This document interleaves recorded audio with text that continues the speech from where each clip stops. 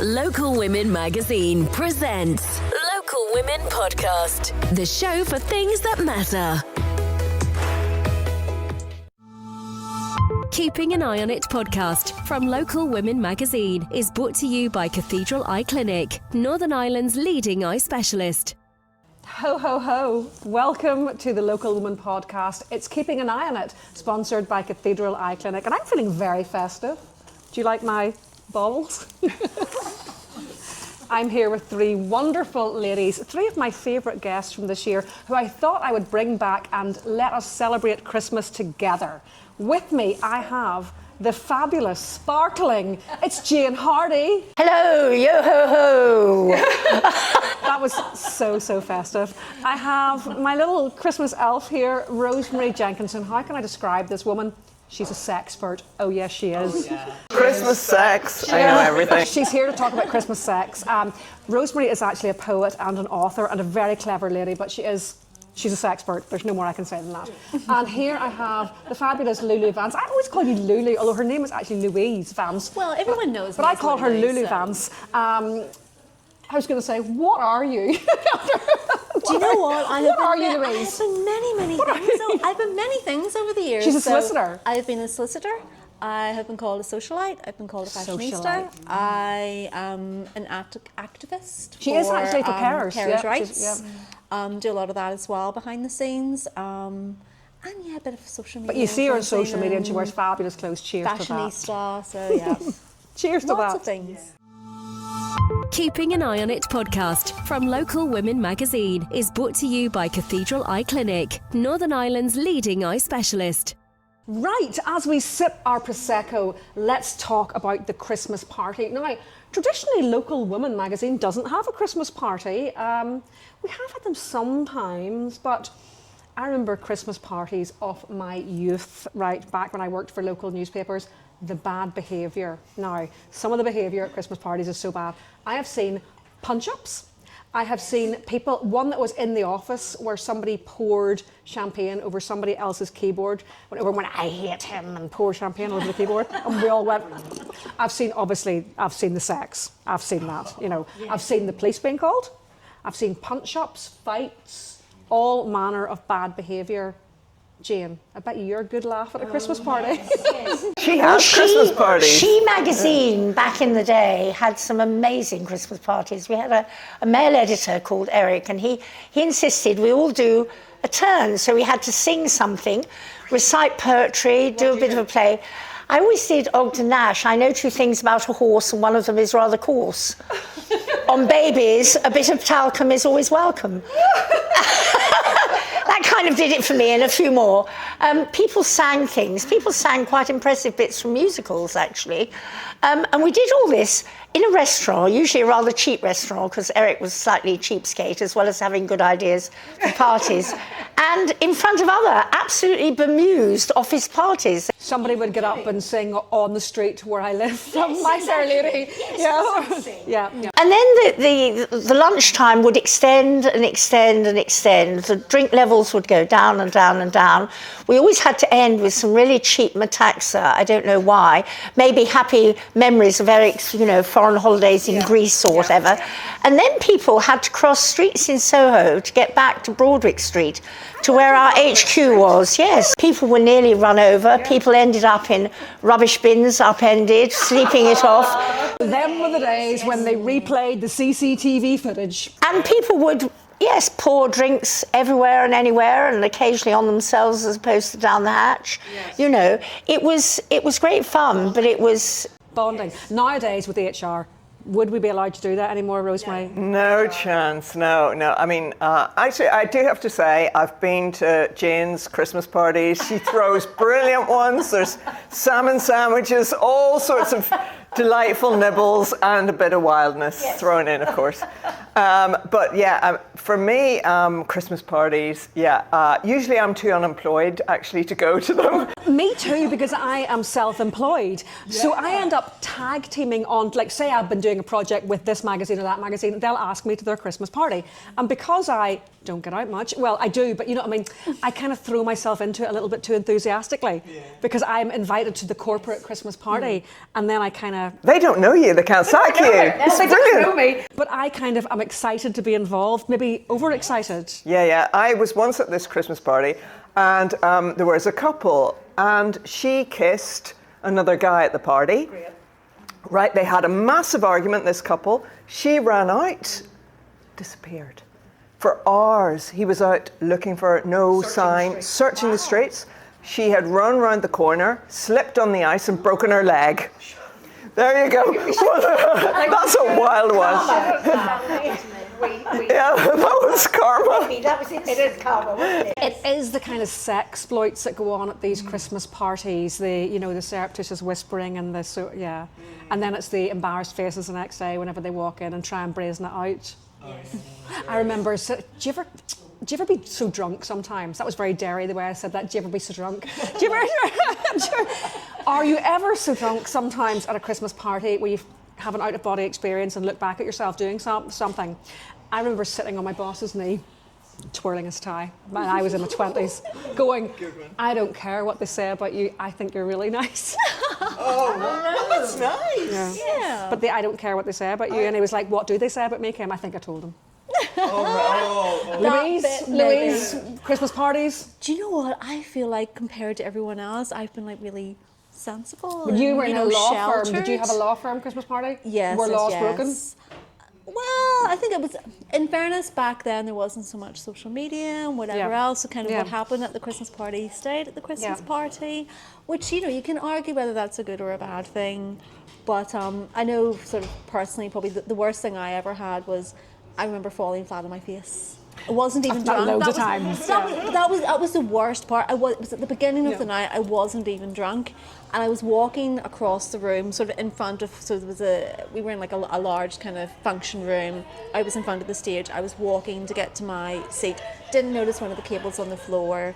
Fell on your hip. Oh no, flat. Yeah, flat down. Lovely. But literally, everyone said it was the most hilarious thing because like suddenly it's like there I am, strut. Next second, down, back up as if nothing had happened. Strut continued. It's like I've never seen anybody fall so gracefully or get up so fast and move gracefully after that. But I actually met my second husband at the Belfast Telegraph Christmas party 2003, which was held in the Elephant Rooms next to the Europa. Is that a nightclub next to the Europa? Yes. It's not there anymore. That's a place that we have the drinks reception, isn't it, for the Local Women Awards? It in is there. indeed, It was far yes. better when it was the Elephant. Bring back the Elephant Rooms. I met who's the father of my child. He was limbo dancing. They were doing a limbo dance because, Nice hips. like when else do you want to limbo dance apart from a Christmas party? This is true. But I do remember that. I do yoga. I like to show it off. That ended up in a punch-up, not with me and him. We were just like kissing and stuff, but that ended up. That's how we met. It's so cute, isn't it? So I think the Belfast Telegraph should do a special feature on us. He would hate. He's probably watching it. Well, he's not even watching this because he's like, no, Kim. Just absolutely not. But there you go. I met him at a Christmas party, and now we have a 17-year-old son and a wonderful lifetime adventure. So cheers to the Christmas party. Cheers to the Christmas party. Local Women Magazine presents Local Women Podcast, the show for things that matter. Keeping an Eye on It podcast from Local Women Magazine is brought to you by Cathedral Eye Clinic, Northern Ireland's leading eye specialist. Okay, girls, I was talking about limbo dancing. What about limbo week? You know that week in between Christmas and New Year where you lose your mind? Yes. What even is that week? What goes up? What do you do between Christmas and New Year? Leftovers, tidy up all the wrapping paper. Eat and drink like mad.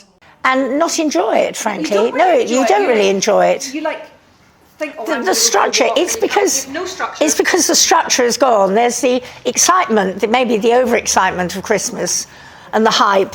And then suddenly it's all over. What was that all about? Yeah. Was it as great as one imagined? Possibly not. No, not usually. Yeah. Were the presents what one wanted? No, possibly not. Not usually. Were the guests as good as they ought to have been? No, possibly not. Not usually. No. And then you're waiting for New Year, and I think even in the church it's a limbo week. New Year's going to be better. New Year's got to be better. Yes, New Year is going to be not New Year's resolutions, but a resolution to have fun. Amazing. Yes, it's going to be the best night ever, and then there's that disappointment to come as well. So What do you think about Limbo Week? Do you know what? The taxi driver says time and a half for a taxi to go everywhere all week. They're totally taking absolutely ripping the arse out of it. And you're eating so badly. I find round about that time of year, I eat too much like Parma ham and you know those hammy things. The sulfates make me feel really odd. And you're living on cocktail sausages. Like you don't have a square meal. And chocolates. Because there are still yards of chocolate left to consume. Basically, you have maybe a glass of water. You might have a glass of water, if one, and the rest of it's just Prosecco, flat Prosecco, coffee with Baileys. And my advent calendar is finished. What do I do? I'm so disappointed. You're like a scavenger, like a pleasure scavenger round the house, and you feel disgusting. You don't do any exercise. You don't really speak to people. I know, because it's the darkest time of the year, and it is the darkest time of the year, yes. Louise, do you like Limbo Week? No, I absolutely detest it. How can we make it better? Well, I'm going to be, for me, it's like, pardon the pun, it's like, it's going into extreme cold turkey. Because like, I am such a social butterfly. Like, I love being, you know, around my friends, my family, and wearing fabulous outfits. And nobody goes out and doing all that fabulous stuff. And I've literally been like on the go, non-stop for the entire month of December. Then you get to that point and it's like, everything stopped. Could Boxing Day potentially be about having a boxing match? With your relatives? Yes. Could we do something? With your in-laws? Yes. No, I actually really like my in-laws. Yeah, could it be an actual physical boxing match? Like a duel? See, this is the other thing. The perfect Christmas. Like the perfect Christmas. Have any of you ever had a perfect Christmas? Come on. When I was 6. I was present. There's something so magical about a children's naivety when it comes to Christmas. Perfect Christmas, because you do see it as being Cindy, perfect at I got that a ballerina Cindy. My perfect Christmas was when I got a pogo stick. And yes, a red pogo stick. And I made the whole house foundations, I think, descend by about an inch. Excellent. You know, pogoing throughout the ground floor. Can I say, on a feminist issue? Yes. On my Christmas when I was a kid, I didn't get a shirt and tie like my male cousins and brother. I was devastated. I cried. Buy one for yourself this year. Sure, you're right. Buy one for yourself, Rosemary. Yeah. You're right. Go and symbolically. Rosemary, I want to see you posting a picture on Christmas Day of you in a beautifully tailored. Get down to Chris Suter there in the town centre. Absolutely. Get him to make you a shirt. Will a woman's not do it? There is actually a lovely tailor near there. There is another woman's tailor, but I can't remember her name. But she's fabulous. I think you should do that. I think you should do that. Yep, absolutely. I would get the ghosts of Christmas past out of my system. Exercise the ghosts. I do think when it comes to Christmas, it's about setting your own traditions. Yes. It's not about, you know, fitting into that societal norm of, you know, everybody has to wear their Christmas jumpers and you have to do this and your Christmas pajamas and yada yada yada. Oh right, it's just the Christmas pajamas. Louise, how do you feel about the Christmas pajamas? Everybody lined up in their Christmas pajamas and knowing that they all hate each other. No, how do you feel about that? Doesn't happen. We should have done this podcast in matching Christmas pajamas. Oh dear God, no, please. No, the Christmas onesie, even worse than the Christmas pajamas. You know the way you see the people who are all cheating on each other on Facebook in the Christmas pajamas with the presents stacked high, and they're all like, from my house to your house, and you're like, I hate you. Yes. I actually hate you with the passion. It's giving me energy. How much I hate you. Do you know what though? Like, it used to be back in the day. Dare I say back in the day? Back in the day. Nobody saw how many presents you got. No. Nobody saw what your Christmas was like. You know, so. People do that. They post their Christmas present. They post a big stack. Yeah, boy, damn good. And I just think it's so obscene to do. It's obscene. It's obscene. It's not right. That's what it is. Capitalist posting. It is. I'm still resentful because my cousin Howard, his mother, ran a business and she had lots of employees and they all gave him presents. So it was, and here's number 40 present for Howard, and there were 5 very good presents for me. But I mean, the number numerically, he's stacked up and stacked up. There was a mini present mountain, frankly. And I don't think I've ever quite overcome that feeling of envy, really. Yes, we do. We need to address this. Maybe we should set up a firm in the new year that addresses the ghosts of Christmas past. Yes, I think so. We'll call it Christmas Ghosts. And you write in and you tell us what went wrong. Like, I didn't get the ballerina Cindy. Kim fix it for you. Not Jim. Kim will fix it. Kim will fix it. Kim will fix it. So what would you like me to fix for your Christmas?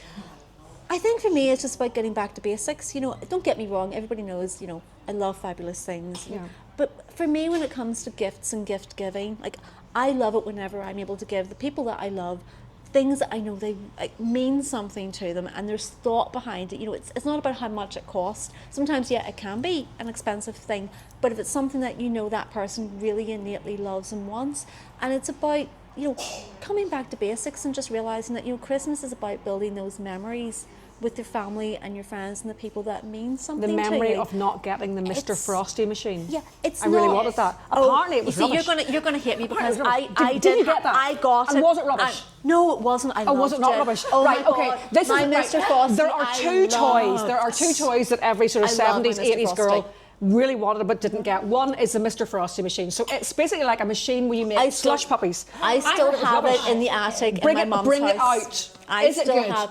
Yes.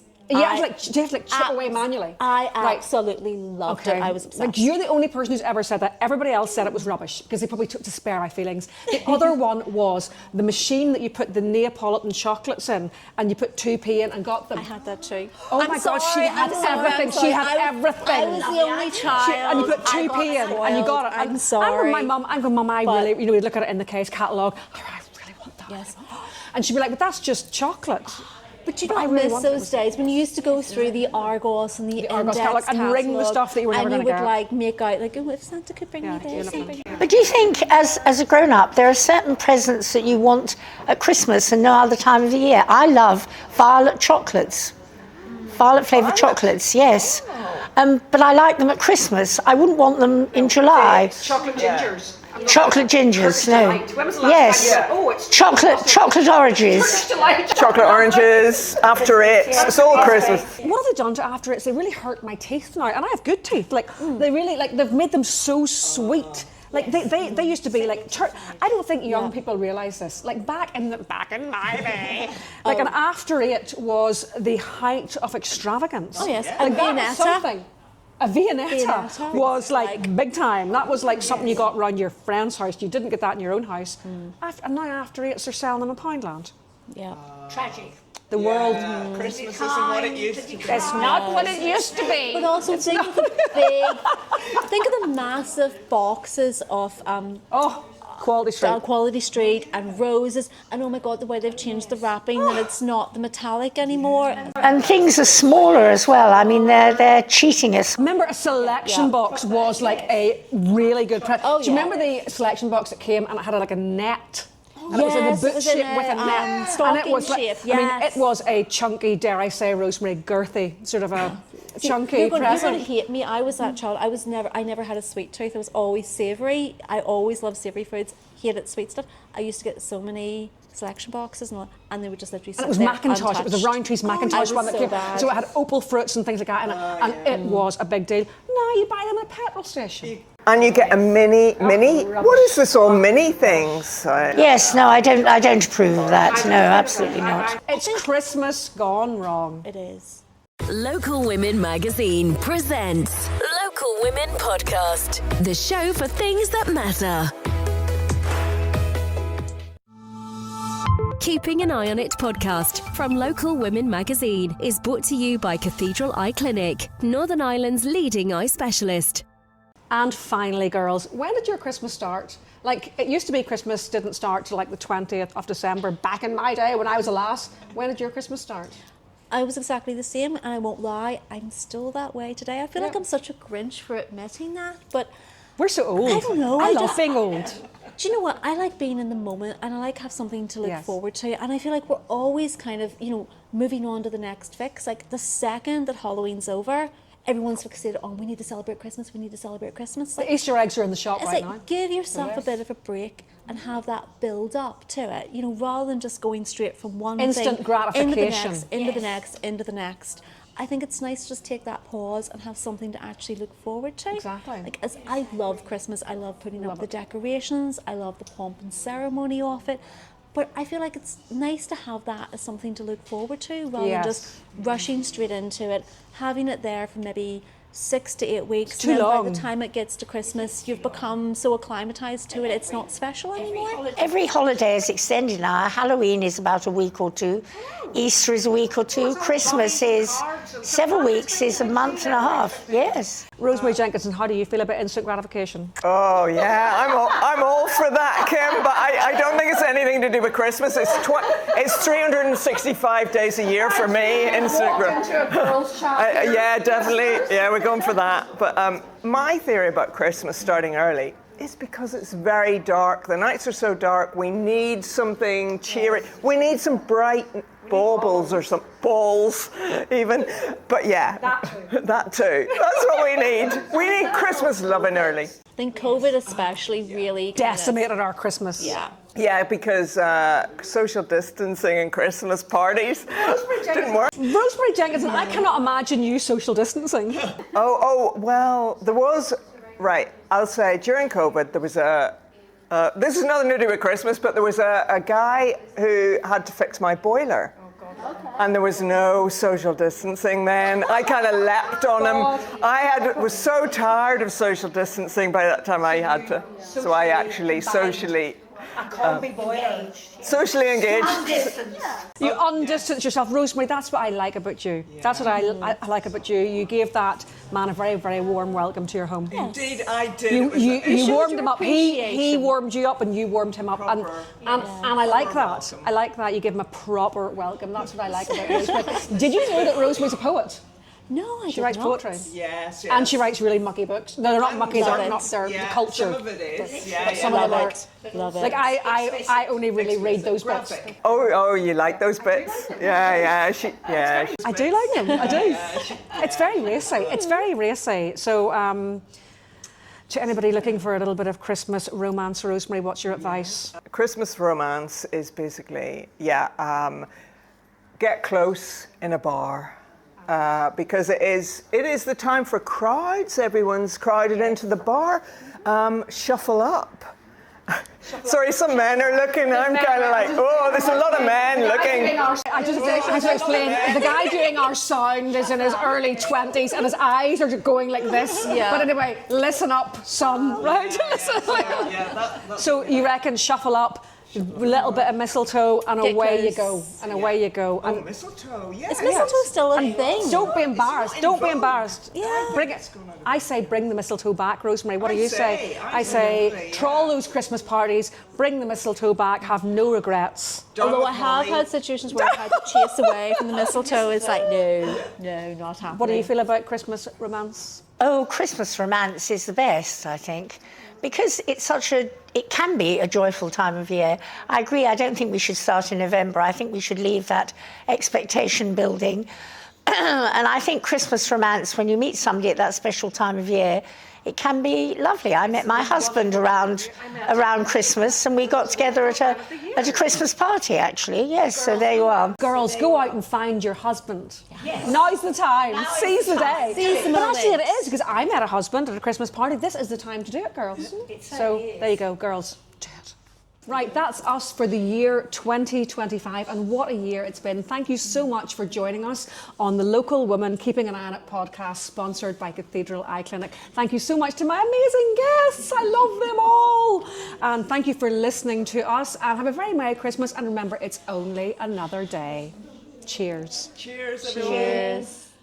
Local Women Magazine presents Local Women Podcast, the show for things that matter. Keeping an Eye on It podcast from Local Women Magazine is brought to you by Cathedral Eye Clinic, Northern Ireland's leading eye specialist.